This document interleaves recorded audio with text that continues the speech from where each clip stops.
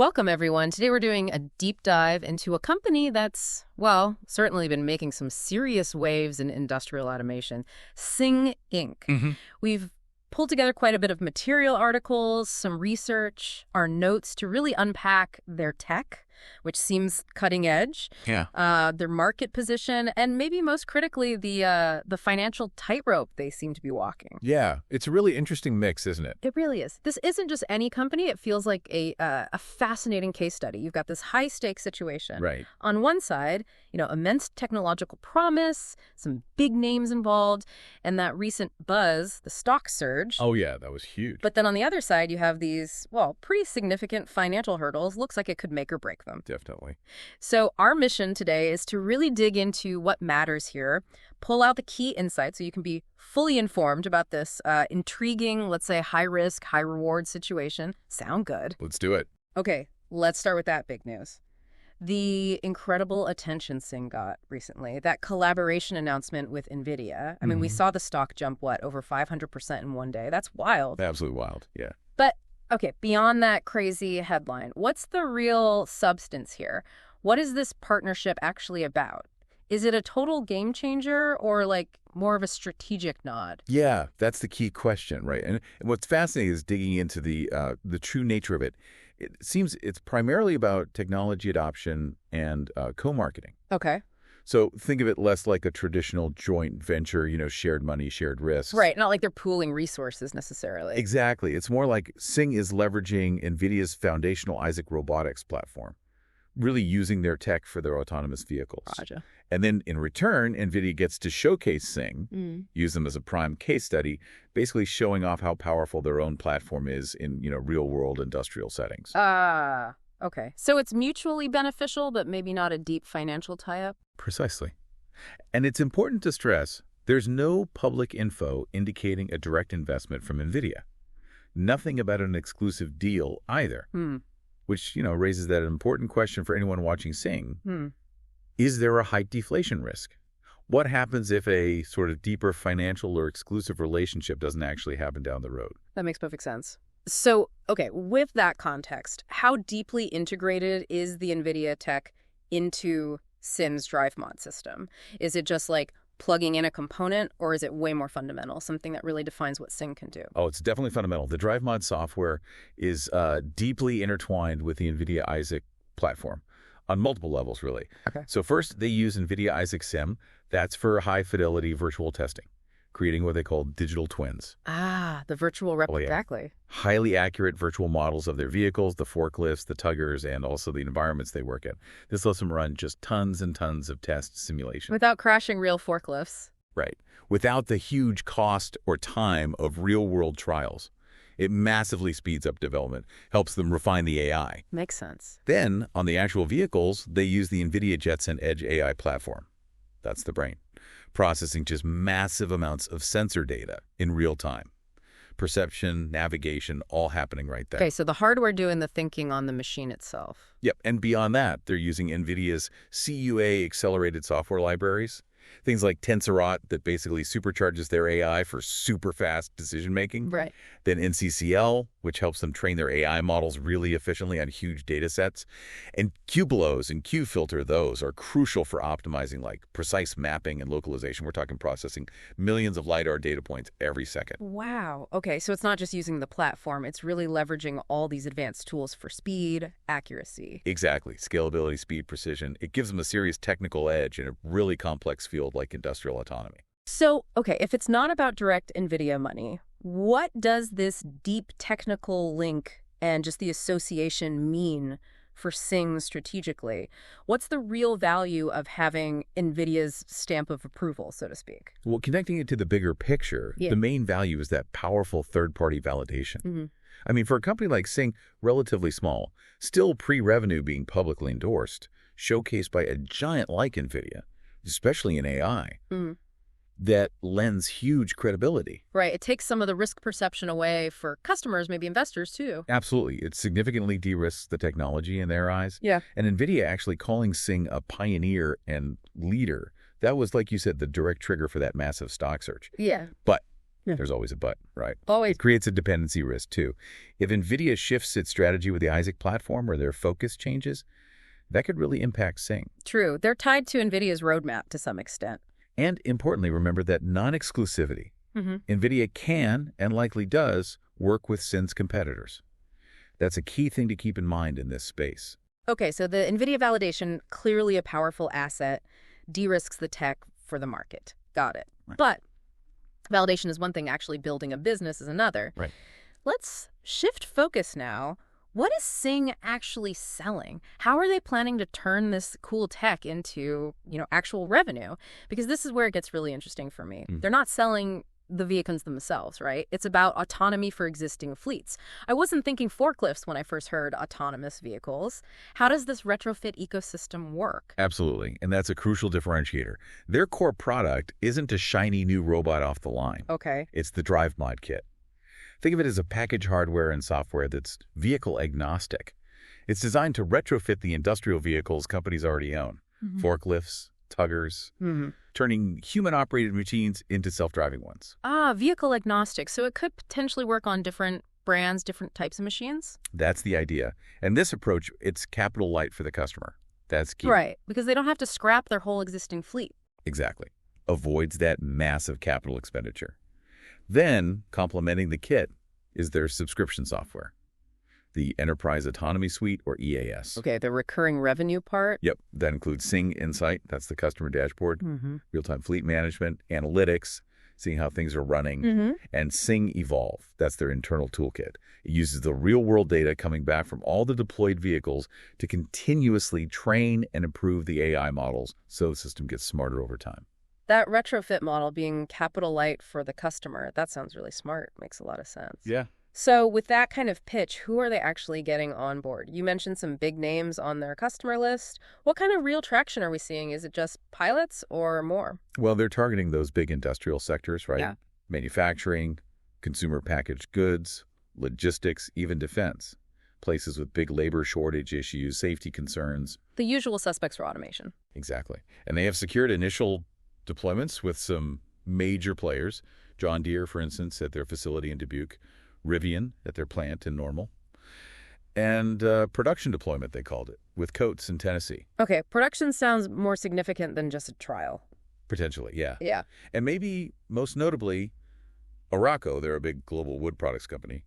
They placed a pre-order for 100 DriveMod forklifts. 100. Wow. Yeah, and the estimate floating around was that could potentially mean up to like $5 million in annual recurring revenue just from that one deal if it fully materializes. Okay, that's significant potential. Plus, they mentioned contracts with some unnamed Fortune 500 companies too, which suggests, broader interest. That list sounds promising. 100 vehicle pre-order.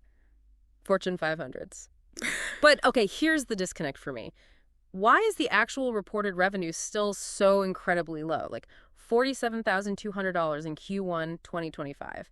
That seems tiny compared to those names. Yeah, and that's a critical point. It really highlights the reality of enterprise sales cycles, especially in industrial automation. Long and slow. Often, yes. Many of these deals are likely still in early stages. Small-scale pilots, maybe just a few vehicles to start. Testing the waters. Exactly. So while the names are great validation, the real challenge, the make-or-break thing, is converting those initial wins into big, fleet-wide deployments. Scaling up. Scaling up, exactly. Their whole future depends on doing that and doing it reasonably quickly, because pilot projects, they can drag on for years sometimes before turning into substantial recurring revenue. Yeah. And that puts huge pressure on their cash. Right. The clock is ticking financially. So, okay, thinking about scaling, this market, industrial automation, it's getting crowded, right? What's Cyngn's actual unique advantage, their moat, so to speak, against bigger players or other startups? Good question. They do have a patent portfolio, I think it's 23 U.S. patents. That offers some legal protection. Okay. But maybe more tangibly, it's things like their proprietary computer vision. Remember that Arauco example. They co-developed a solution specifically to detect non-standard pallet pockets. Oh, right, like weirdly shaped pallets or damaged ones. Exactly. Think about a busy lumber yard. Every pallet might be a bit different, stacked oddly, maybe damaged. Cyngn's system can apparently adapt and handle those real-world messes where a generic system might just, fail or get confused. So solving specific, tricky customer problems. Right. High-value problems in complex environments. That builds serious customer stickiness. Makes them hard to replace. And you mentioned the Evolve toolkit earlier. The AI getting smarter. Yes, and that's critical.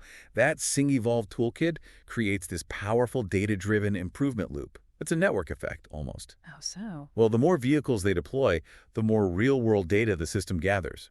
And that data feeds back into training, making the AI model smarter, more robust, better at handling edge cases. So the system learns from its own experience across all customers. Precisely. And over time, that cumulative data and learning could become a really significant competitive barrier. Hard for competitors to catch up without that same volume and variety of real-world data. Okay, I've also heard their strategy compared to Kiva for everyone else. Can you unpack that comparison a bit? Maybe circle back to the business model itself. Yeah, the Kiva Systems comparison, Kiva's now Amazon Robotics. Of course, it's pretty apt. Okay. Kiva developed these proprietary warehouse robots, sold them to various retailers, until Amazon bought them and basically took the tech in-house exclusively for themselves. Right, leaving everyone else looking for solutions. Exactly. So Cyngn aims to kind of fill that gap for the rest of the market, providing an open, hardware-agnostic platform that anyone can use. Kiva for everyone else. Makes sense then. And their main revenue model, as we touched on, is that recurring subscription. Robots as a service, or RaaS, plus an initial deployment fee. So pay to get it set up, then pay as you go. Pretty much. Yeah. That RaaS model, it really lowers the barrier to entry for customers. No massive upfront check for hundreds of new robots. Much easier sell, probably. Definitely. Yeah. But that retrofit model, while great for customers, it does introduce a significant risk you need to be aware of. Oh.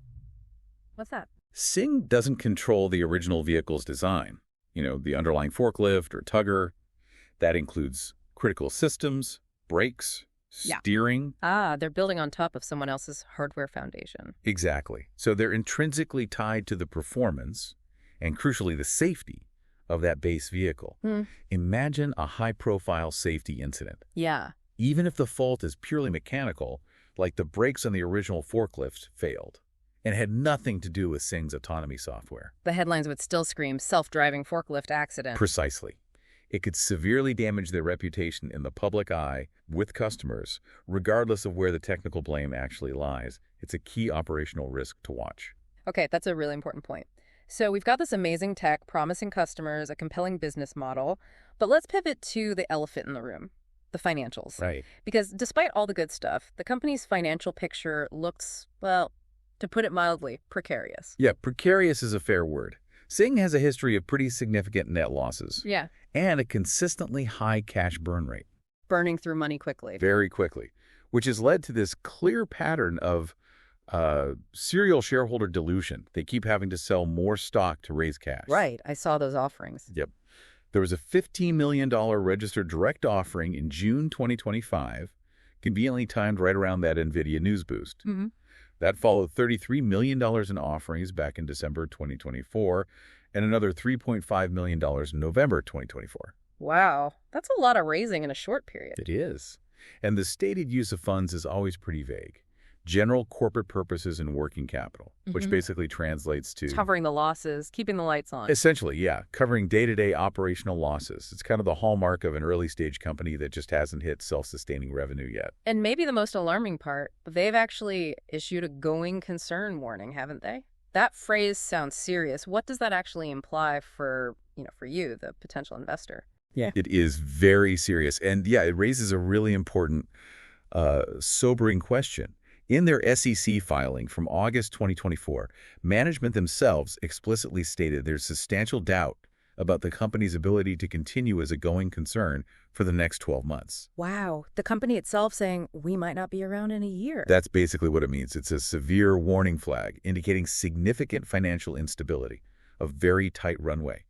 Their cash burn was running at about $1.7 million a month in the first half of 2024. Okay. So that recent $15 million raise, that buys them maybe 8-9 months, give or take. That is cutting it close to scale-up revenue significantly. It's extremely tight. It means they acknowledge right there in black and white that their current financial state can't support operations for a full year without getting more funding somehow. And there's another layer here, isn't there? A kind of red flag specifically tied to how they're raising money. Their financing partner, Aegis Capital Corp. Yes. Can you shed some light on that? Because, I mean, it does make you wonder about the kinds of deals a company might have to take when things are tight, doesn't it? It absolutely does. And this is a crucial point for investors, I think. Cyngn's repeated reliance on Aegis Capital Corp as their exclusive placement agent for these offerings. It's notable. Why? What's the issue with Aegis? Well, Aegis has a, let's say, well-documented and troubling regulatory history. Uh-oh. Yeah, including fines from FINRA, that's the financial industry regulator for supervisory failures, and penalties from the SEC for failing to file suspicious activity reports related to potential market manipulation in other deals they've handled. Yikes. Not the kind of partner that inspires confidence. Not typically, no. And that association, fairly or unfairly, can seriously damage a company's credibility.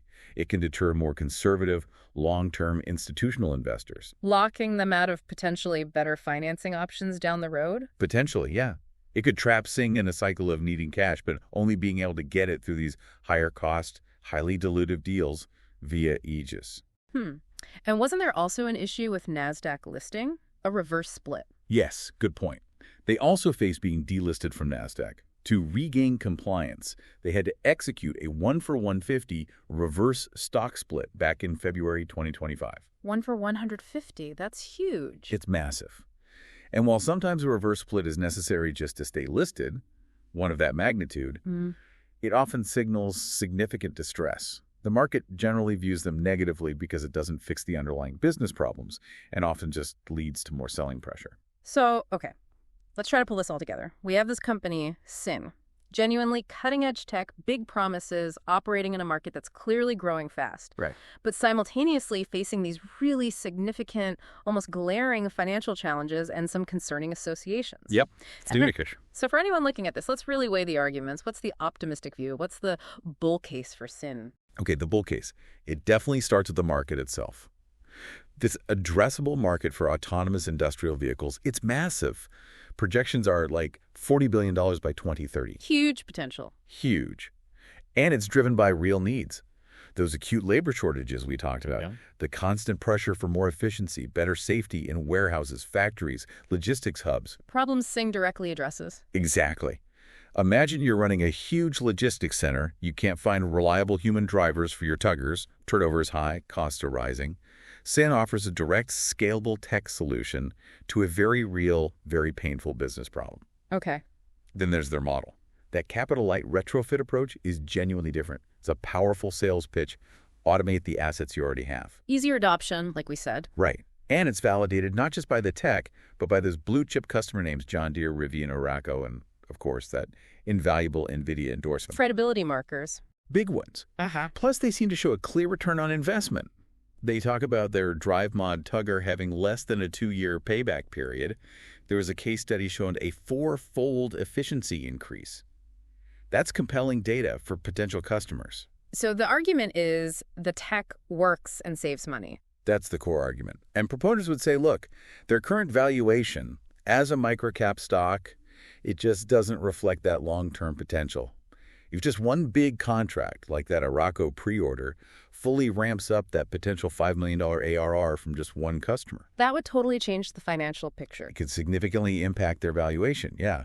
Put them on a much faster track to maybe becoming self-sustaining. Okay, that's the optimistic take. Now let's flip it. What's the bear case? What are the big flashing warning signs? Well, the bear case starts and maybe ends with that extreme financial risk. The going concern warning looms large. It absolutely does. Consistent, substantial losses.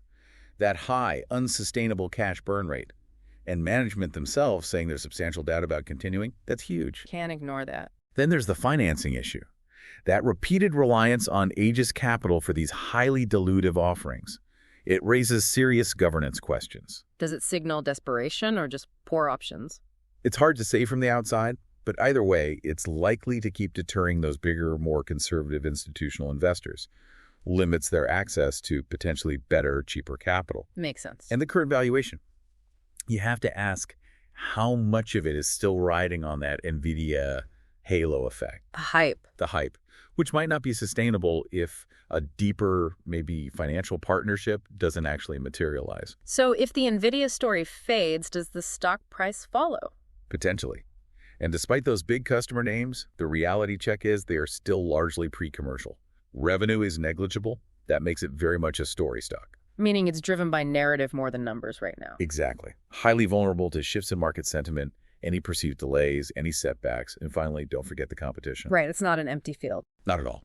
Industrial automation is intensely competitive. You've got established giants, maybe even Amazon Robotics indirectly, plus other well-funded startups, all fighting for pieces of that $40 billion pie.